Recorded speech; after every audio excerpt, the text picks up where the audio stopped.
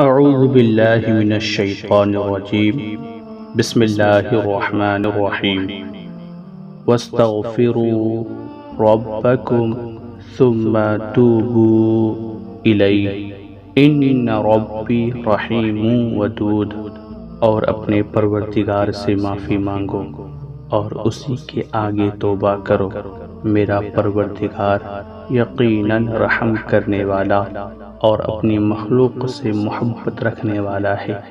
چلیے سب مل کر توبہ استغفار کریں، اپنے رب سے معافی مانگیں۔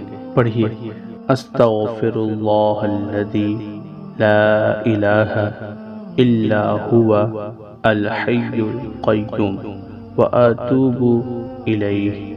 استغفر اللہ الذی لا الہ الا هو الحی القیوم واتوب الیہ۔